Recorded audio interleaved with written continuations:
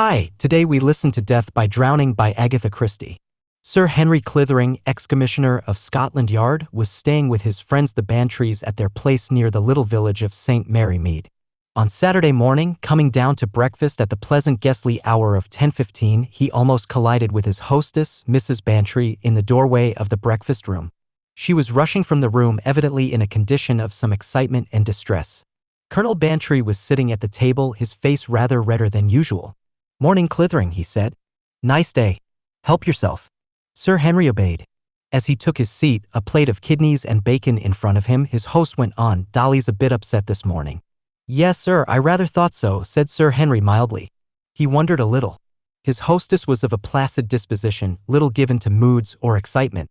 As far as Sir Henry knew, she felt keenly on one subject only, gardening. "Yes," said Colonel Bantry. "Bit of news we got this morning, upset her. Girl in the village, Emmett's daughter. Emmett who keeps the Blue Boar."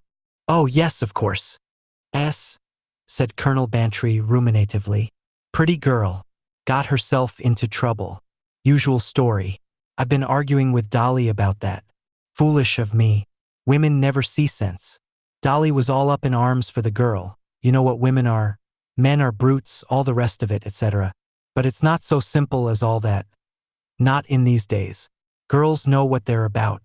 Fellow who seduces a girl's not necessarily a villain. 50-50 as often as not. I rather liked young Sanford myself. A young ass rather than a Don Juan, I should have said. It is this man Sanford who got the girl into trouble? So it seems. Of course I don't know anything personally," said the colonel cautiously. "It's all gossip and chat. You know what this place is. As I say, I know nothing. And I'm not like Dolly, leaping to conclusions, flinging accusations all over the place. Damn it all, one ought to be careful in what one says. You know, inquest and all that." "Inquest?" Colonel Bantry stared. "Yes. Didn't I tell you? Girl drowned herself. That's what all the pother's about." "That's a nasty business," said Sir Henry. "Of course it is. Don't like to think of it myself. Poor pretty little devil. Her father's a hard man by all accounts.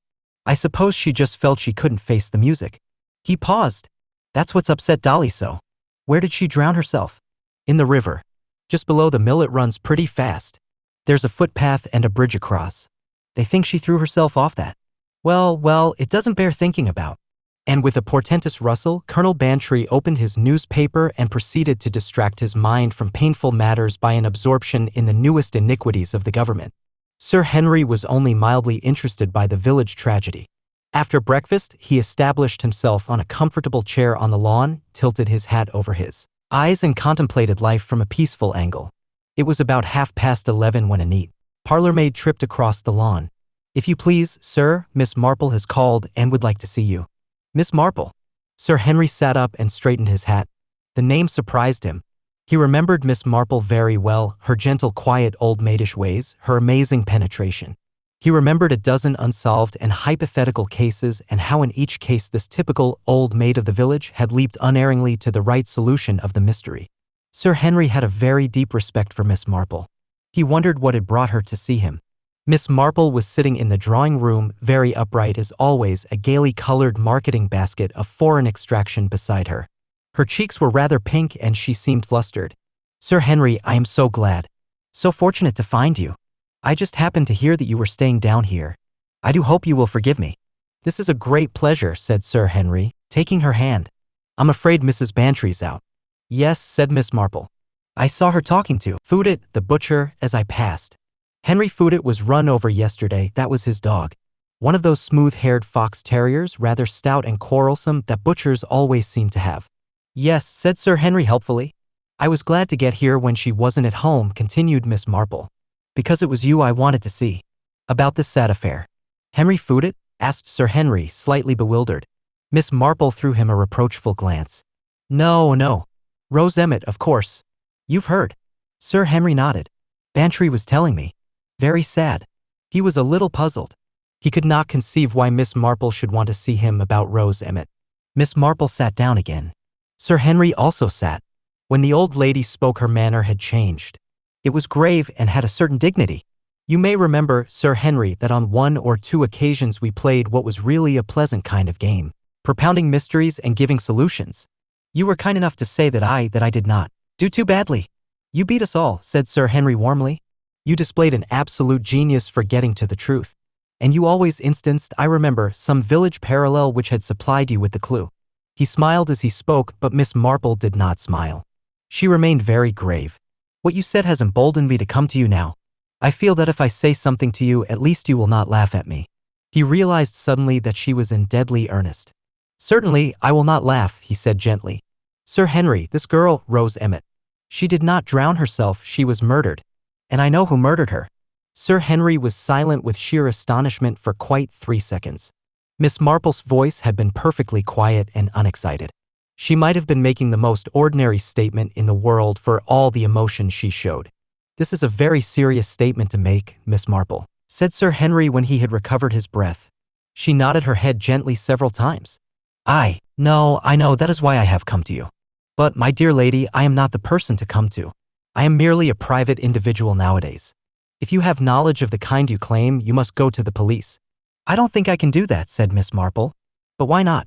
Because, you see, I haven't got any what you call knowledge. You mean it's only a guess on your part?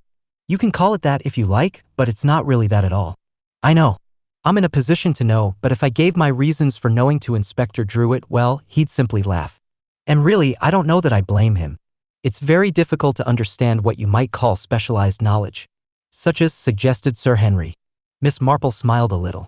If I were to tell you that I know because of a man called Peasgood leaving turnips instead of carrots when he came round with a cart and sold vegetables to my niece several years ago, she stopped, eloquently. A very appropriate name for the trade, murmured Sir Henry. You mean that you are simply judging from the facts in a parallel case. I know human nature, said Miss Marple. It's impossible not to know human nature living in a village all these years. The question is, do you believe me or don't you? She looked at him very straight. The pink flush had heightened on her cheeks. Her eyes met his steadily without wavering.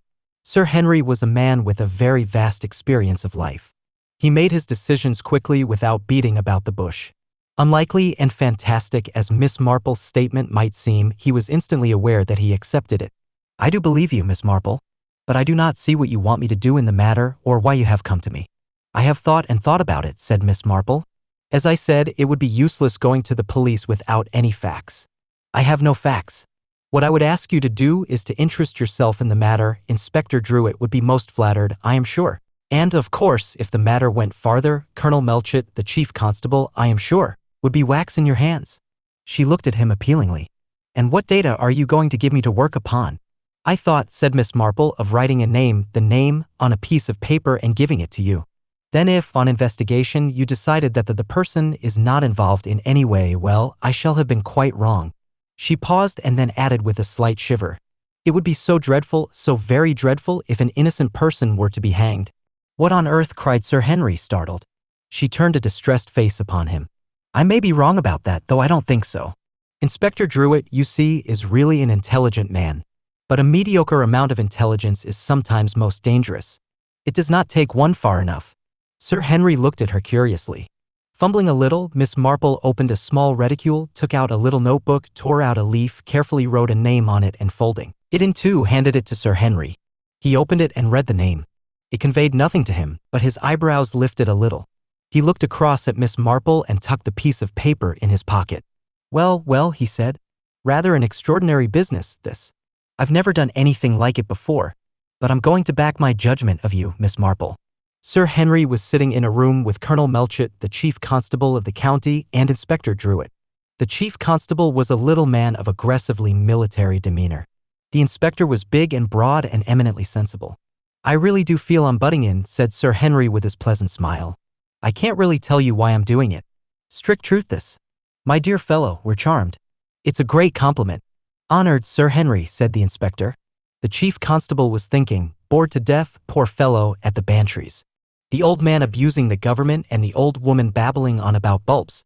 The inspector was thinking, pity, we're not up against a real teaser. One of the best brains in England, I've heard it said. Pity it's all such plain sailing. Aloud, the chief constable said, I'm afraid it's all very sordid and straightforward. First idea was that the girl had pitched herself in. She was in the family way, you understand. However, our Dr. Haydock is a careful fellow. He noticed the bruises on each arm, upper arm, caused before death, just where a fellow would have taken her by the arms and flung her in. Would that require much strength? I think not. There would be no struggle, the girl would be taken unawares. It's a footbridge of slippery wood. Easiest thing in the world to pitch her over, there's no handrail that side. You know for a fact that the tragedy occurred there? Yes. We've got a boy, Jimmy Brown, age 12. He was in the woods on the other side. He heard a kind of scream from the bridge and a splash. It was dusk, you know, difficult to see anything. Presently he saw something white floating down in the water, and he ran and got help. They got her out, but it was too late to revive her. Sir Henry nodded. The boy saw no one on the bridge? No. But, as I tell you, it was dusk and there's mist always hanging about there. I'm going to question him as to whether he saw anyone about just afterwards or just before. You see, he naturally assumed that the girl had thrown herself over. Everybody did to start with. Still, we've got the note, said Inspector Druitt. He turned to Sir Henry. Note in the dead girl's pocket, sir. Written with a kind of artist's pencil it was, and all of a sop though the paper was we managed to read it. And what did it say? It was from young Sandford. All right, that's how it ran. I'll meet you at the bridge at 8:30. Rs. Well, it was near as might be to 8:30, a few minutes after, when Jimmy Brown heard the cry and the splash. I don't know whether you've met Sandford at all, went on Colonel Melchett. He's been down here about a month. One of these modern-day young architects who build peculiar houses. He's doing a house for Allington. God knows what it's going to be like, full of newfangled stuff, I suppose. Glass dinner table and surgical chairs made of steel and webbing. Well, that's neither here nor there, but it shows the kind of chap Sandford is. Bullshit, you know, no morals. Seduction, said Sir Henry mildly, is quite an old established crime, though it does not, of course, date back so far as murder. Colonel Melchett stared. Oh, yes, he said. Quite. Well, Sir Henry, said Druitt, there it is, an ugly business, but plain. This young Sandford gets the girl into trouble. Then he's all for clearing off back to London. He's got a girl there, nice young lady, he's engaged to be married to her. Well, naturally this business, if she gets to hear of it, may cook his goose good and proper. He meets Rose at the bridge, it's a misty evening, no one about, he catches her by the shoulders and pitches her in. A proper young swine and deserves what's coming to him. That's my opinion. Sir Henry was silent for a minute or two. He perceived a strong undercurrent of local prejudice. A newfangled architect was not likely to be popular in the conservative village of St. Mary Mead. There is no doubt, I suppose, that this man, Sandford, was actually the father of the coming child? He asked. He's the father all right, said Druitt. Rose Emmett let out as much to her father. She thought he'd marry her. Marry her. Not he. Dear me, thought Sir Henry. I seem to be back in mid-Victorian melodrama. Unsuspecting girl, the villain from London, the stern father, the betrayal. We only need the faithful village lover. Yes, I think it's time I asked about him. And aloud he said, hadn't the girl a young man of her own down here? You mean Joe Ellis? Said the inspector. Good fellow Joe. Carpentering's his trade.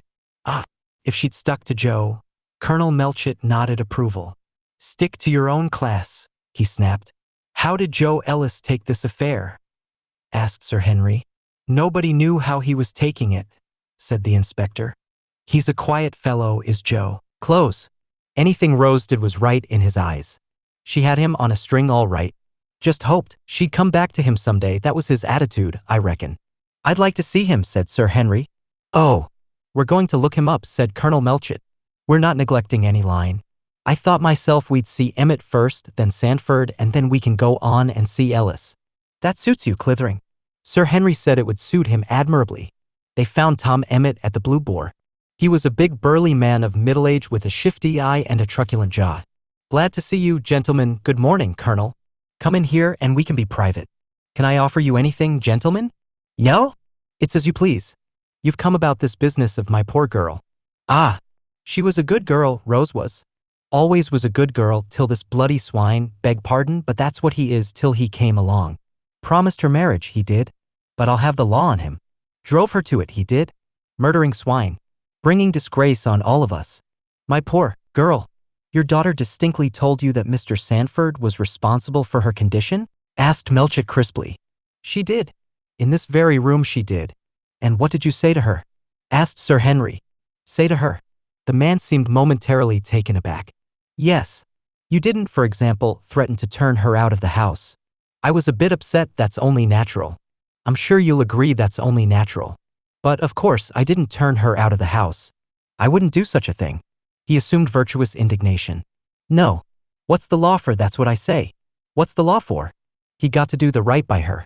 And if he didn't, by God, he'd got to pay. He brought down his fist on the table. What time did you last see your daughter? Asked Melchett. Yesterday tea time. What was her manner then? Well, much as usual. I didn't notice anything. If I'd known, but you didn't know, said the inspector drily. They took their leave. Emmett hardly creates a favorable impression, said Sir Henry thoughtfully. Bit of a blackguard, said Melchett. He'd have bled Sandford all right if he'd had the chance. Their next call was on the architect. Rex Sandford was very unlike the picture Sir Henry had unconsciously formed of him. He was a tall young man, very fair and very thin. His eyes were blue and dreamy, his hair was untidy and rather too long. His speech was a little too ladylike. Colonel Melchett introduced himself and his companions. Then, passing straight to the object of his visit, he invited the architect to make a statement as to his movements on the previous evening. You understand, he said warningly. I have no power to compel a statement from you, and any statement you make may be used in evidence against you. I want the position to be quite clear to you. I don't understand, said Sandford. You understand that the girl Rose Emmett was drowned last night? I know. Oh. It's too distressing. Really, I haven't slept a wink. I've been incapable of any work today. I feel responsible, terribly responsible. He ran his hands through his hair, making it untidy still. I never meant any harm, he said piteously. I never thought. I never dreamt she'd take it that way. He sat down at a table and buried his face in his hands. Do I understand you to say, Mr. Sandford, that you refuse to make a statement as to where you were last night at 8:30? No, certainly not. I was out. I went for a walk. You went to meet Miss Emmett? No. I went by myself. Through the woods. A long way. Then how do you account for this note, sir, which was found in the dead girl's pocket? And Inspector Druitt read it unemotionally aloud. Now, sir, he finished, do you deny that you wrote that? No. You're right. I did write it. Rose asked me to meet her. She insisted. I didn't know what to do. So I wrote that note. Ah, that's better, said the inspector. But I didn't go. Sandford's voice rose high and excited. I didn't go. I felt it would be much better not. I was returning to town tomorrow. I felt it would be better not to meet. I intended to write from London and make some arrangement. You are aware, sir, that this girl was going to have a child and that she had named you as its father. Sandford groaned but did not answer. Was that statement true, sir? Sandford buried his face deeper. I suppose so, he said in a muffled voice. Ah. Inspector Druitt could not disguise the satisfaction. Now about this walk of yours. Is there anyone who saw you last night? I don't know. I don't think so. As far as I can remember, I didn't meet anybody. That's a pity. What do you mean? Sandford stared wildly at him. What does it matter whether I was out for a walk or not? What difference does that make to Rose drowning herself? Ah, said the inspector. But you see, she didn't. She was thrown in deliberately, Mr. Sandford. It took him a minute or two to take in all the horror of it. My God. Then he dropped into a chair. Colonel Melchett made a move to depart. You understand, Sandford, he said. You are on no account to leave this house. The three men left, together. The inspector and the chief constable exchanged glances. That's enough, I think. Sir, said the inspector. Yes. Get a warrant made out and arrest him. Excuse me, said Sir Henry, I've forgotten my gloves. He re-entered the house rapidly. Sandford was sitting just as they had left him, staring dazedly in front of him. I have come back, said Sir Henry, to tell you that I personally am anxious to do all I can to assist you. The motive of my interest in you I am not at liberty to reveal. But I am going to ask you, if you will, to tell me as briefly as possible exactly what passed between you and this girl Rose. She was very pretty, said Sandford. Very pretty and very alluring. And she made a dead seat at me. Before God, that's true. She wouldn't let me alone. And it was lonely down here and nobody liked me much and as I say, she was amazingly pretty and she seemed to know her way about and all that. His voice died away. He looked up. And then this happened. She wanted me to marry her. I didn't know what to do. I'm engaged to a girl in London. If she ever gets to hear of this, and she will, of course, well, it's all up. She won't understand. How could she? And I'm a rotter, of course. As I say, I didn't know what to do. I avoided seeing Rose again. I thought I'd get back to town to see my lawyer, make arrangements about money and so forth for her. God, what a fool I've been. And it's all so clear, the case against me. But they've made a mistake. She must have done it herself. Did she ever threaten to take her life? Sanford shook his head. Never. I shouldn't have said she was that sort. What about a man called Joe Ellis? The carpenter fellow? Good old village stock. Dull fellow, but crazy about Rose. He might have been jealous, suggested Sir Henry. I suppose he was a bit, but he's the bovine kind. He'd suffer in silence. Well, said Sir Henry. I must be going. He rejoined the others. You know, Melchett, he said, I feel we ought to have a look at this other fellow, Ellis, before we do anything drastic. Pity if you made an arrest that turned out to be a mistake. After all, jealousy is a pretty good motive for murder and a pretty common one, too. That's true enough, said the inspector. But Joe Ellis isn't that kind. He wouldn't hurt a fly. Why, nobody's ever seen him out of temper. Still, I agree we'd better just ask him where he was last night. He'll be at home now. He lodges with Mrs. Bartlett, very decent soul, a widow. She takes in a bit of washing. The little cottage to which they bent their footsteps was spotlessly clean and neat. A big stout woman of middle age opened the door to them. She had a pleasant face and blue eyes. Good morning, Mrs. Bartlett, said the inspector. Is Joe Ellis here? Came back not 10 minutes ago, said Mrs. Bartlett. Step inside, will you, please, sirs? Wiping her hands on her apron, she led them into a tiny front parlor with stuffed birds, china dogs, a sofa, and several useless pieces of furniture. She hurriedly arranged seats for them, picked up a whatnot bodily to make further room, and went out calling, Joe, there's 3 gentlemen want to see you. A voice from the back kitchen replied, I'll be there when I've cleaned myself. Mrs. Bartlett smiled. Come in, Mrs. Bartlett, said Colonel Melchett. Sit down. Oh, no, sir, I couldn't think of it. Mrs. Bartlett was shocked at the idea. You find Joe Ellis a good lodger? Inquired Melchett in a seemingly careless tone. Couldn't have a better, sir. A real steady young fellow. Never touches a drop of drink. Takes a pride in his work. And always kind and helpful about the house. He put up those shelves for me and he's fixed a new dresser in the kitchen. And any little thing that wants doing in the house, why, Joe does it as a matter of course and won't hardly take thanks for it. Ah, there aren't many young fellows like Joe, sir. Some girl will be lucky someday, said Melchett carelessly. He was rather sweet on that poor girl, Rose Emmett, wasn't he? Mrs. Bartlett sighed. It made me tired, it did. Him worshipping the ground she trod on and her not caring a snap of the fingers for him. Where does Joe spend his evenings, Mrs. Bartlett? Here, sir. Usually. He does some odd piece of work in the evenings, sometimes, and he's trying to learn bookkeeping by correspondence. Ah, really? Was he in yesterday evening? Yes, sir. You're sure, Mrs. Bartlett, said Sir Henry sharply. She turned to him. Quite sure, sir. He didn't go out, for instance, somewhere about 8 to 8:30? Oh, no. Mrs. Bartlett laughed. He was fixing the kitchen dresser for me nearly all the evening, and I was helping him. Sir Henry looked at her smiling, assured face and felt his first pang of doubt. A moment later, Ellis himself entered the room. He was a tall, broad-shouldered young man, very good-looking in a rustic way. He had shy, blue eyes and a good-tempered smile. Altogether an amiable young giant. Melchett opened the conversation. Mrs. Bartlett withdrew to the kitchen. We are investigating the death of Rose Emmett. You knew her, Ellis? Yes. He hesitated, then muttered, hope to marry her one day. Per lass. You have heard of what her condition was? Yes. A spark of anger showed in his eyes. Let her down, he did. But 'twere for the best. She wouldn't have been happy married to him. I reckon she'd come to me when this happened. I'd have looked after her. In spite of 'tweren't her fault.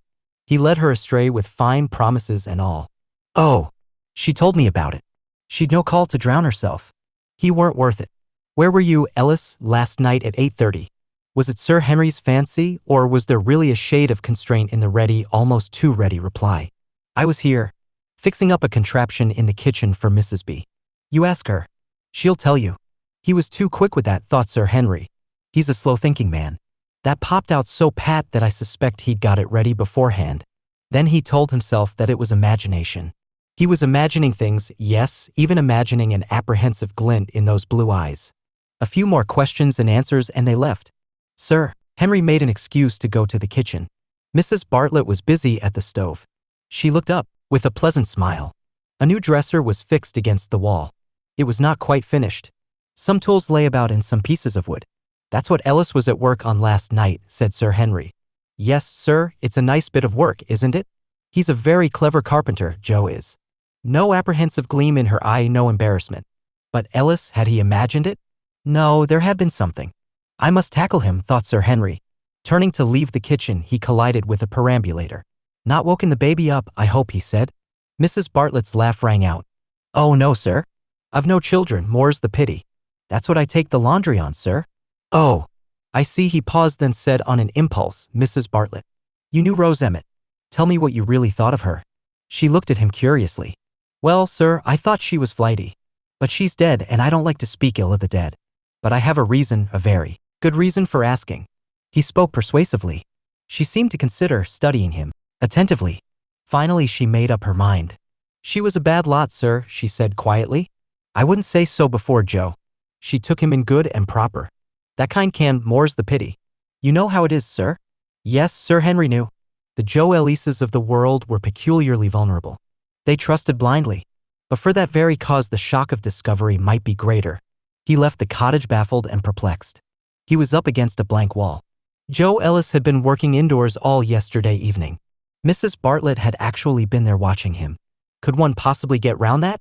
There was nothing to set against it except possibly that suspicious readiness in replying on Joe Ellis's part, that suggestion of having a story pat. Well, said Melchett, that seems to make the matter quite clear, eh? It does, sir, agreed the inspector. Sanford's our man. Not a leg to stand upon. The thing's as plain as daylight. It's my opinion as the girl and her father were out to, well, practically blackmail him. He's no money to speak of. He didn't want the matter to get to his young lady's ears. He was desperate and he acted accordingly. What do you say, sir? He added, addressing Sir Henry deferentially. It seems so, admitted Sir Henry. And yet I can hardly picture Sanford committing any violent action. But he knew as he spoke that that objection was hardly valid. The meekest animal, when cornered, is capable of amazing actions. I should like to see the boy, though, he said suddenly. The one who heard the cry. Jimmy Brown proved to be an intelligent lad, rather small for his age, with a sharp, rather cunning face. He was eager to be questioned and was rather disappointed when checked in his dramatic tale of what he had heard on the fatal night. You were on the other side of the bridge, I understand, said Sir Henry. Across the river from the village. Did you see anyone on that side as you came over the bridge? There was someone walking up in the woods. Mr. Sanford, I think it was, the architecting gentleman who's building the queer house. The three men exchanged glances. That was about 10 minutes or so before you heard the cry? The boy nodded. Did you see anyone else, on the village side of the river? A man came along the path that side. Going slow and whistling he was. Might have been Joe Ellis. You couldn't possibly have seen who it was, said the inspector sharply. What with the mist and it's being dusk? It's on account of the whistle, said the boy. Joe Ellis always whistles the same tune, I wanna be happy, it's the only tune he knows. He spoke with the scorn of the modernist for the old-fashioned. Anyone might whistle a tune, said Melchett. Was he going towards the bridge? No. Other way to village. I don't think we need concern ourselves with this unknown man, said Melchett. You heard the cry and the splash, and a few minutes later you saw the body floating downstream and you ran for help, going back to the bridge, crossing it, and making straight for the village. You didn't see anyone near the bridge as you ran for help?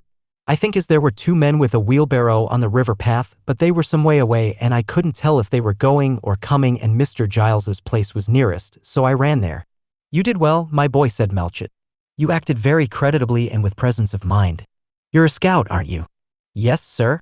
Very good. Very good indeed. Sir Henry was silent, thinking.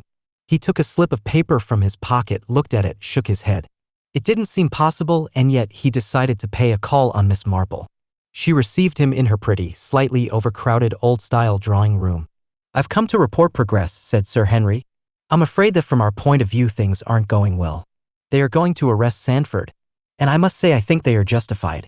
You have found nothing in, what shall I say, support of my theory, then? She looked perplexed, anxious. Perhaps I have been wrong, quite wrong. You have such wide experience, you would surely detect it if it were so. For one thing, said Sir Henry, I can hardly believe it. And for another, we are up against an unbreakable alibi. Joe Ellis was fixing shelves in the kitchen all the evening and Mrs. Bartlett was watching him do it. Miss Marple leaned forward, taking in a quick breath. But that can't be so, she said. It was Friday night. Friday night? Yes, Friday night. On Friday evenings, Mrs. Bartlett takes the laundry she has done round to the different people. Sir Henry leaned back in his chair. He remembered the boy Jimmy's story of the whistling man, and yes, it would all fit in. He rose, taking Miss Marple warmly by the hand. "I think I see my way," he said. "At least I can try." 5 minutes later, he was back at Mrs. Bartlett's cottage and facing Joe Ellis in the little parlor among the china dogs. "You lied to us, Ellis, about last night," he said crisply. "You were not in the kitchen here fixing the dresser between 8 and 8:30. You were seen walking along the path by the river towards the bridge a few minutes before Rose Emmett was murdered." The man gasped. "She weren't murdered, she weren't. I had naught to do with it. She threw herself in, she did. She was desperate like. I wouldn't have harmed a hair on her head, I wouldn't." "Then why did you lie as to where you were?" asked Sir Henry keenly. The man's eyes shifted and lowered uncomfortably. "I was scared. Mrs. B saw me around there, and when we heard just afterwards what had happened, well, she thought it might look bad for me. I fixed I'd say I was working here, and she agreed to back me up. She's a rare one, she is. She's always been good to me." Without a word, Sir Henry left the room and walked into the kitchen. Mrs. Bartlett was washing up at the sink. "Mrs. Bartlett," he said, "I know everything. I think you'd better confess, that is, unless you want Joe Ellis hanged for something he didn't do." "No, I see you don't want that. I'll tell you what happened. You were out taking the laundry home. You came across Rose Emmett. You thought she'd given Joe the chuck and was taking up with this stranger. Now she was in trouble. Joe was prepared to come to the rescue. Marry her if need be, and if she'd have him. He's lived in your house for 4 years. You've fallen in love with him. You want him for yourself. You hated this girl. You couldn't bear that this worthless little slut should take your man from you. You're a strong woman, Mrs. Bartlett. You caught the girl by the shoulders and shoved her over into the stream. A few minutes later, you met Joe Ellis. The boy Jimmy saw you together in the distance, but in the darkness and the mist he assumed the perambulator was a wheelbarrow and 2 men wheeling it. You persuaded Joe that he might be suspected, and you concocted what was supposed to be an alibi for him, but which was really an alibi for you. Now then, I'm right, am I not?" He held his breath. He had staked all on this throw. She stood before him, rubbing her hands on her apron, slowly making up her mind. "It's just as you say, sir," she said at last, in her quiet, subdued voice, a dangerous voice Sir Henry suddenly felt it to be. "I don't know what came over me. Shameless, that's what she was. It just came over me. She shan't take Joe from me. I haven't had a happy life, sir. My husband, he was a poor lot, an invalid and cross-grained. I nursed and looked after him, true. And then Joe came here to lodge. I'm not such an old woman, sir, in spite of my gray hair. I'm just 40, sir. Joe's 1 in 1,000. I'd have done anything for him, anything at all. He was like a little child, sir, so gentle and believing. He was mine, sir, to look after and see to. And this, she swallowed and checked her emotion. Even at this moment she was a strong woman. She stood up straight and looked at Sir Henry curiously. I'm ready to come, sir. I never thought anyone would find out. I don't know how you knew, sir, I'm sure. Sir Henry shook his head gently. It was not I who knew, he said, and he thought of the piece of paper, still reposing in his pocket with the words on it written in neat old-fashioned handwriting. Mrs. Bartlett, with whom Joe Ellis lodges at 2 Mill Cottages. Miss Marple had been right again. It will be a huge help if you would subscribe to my channel. Thank you.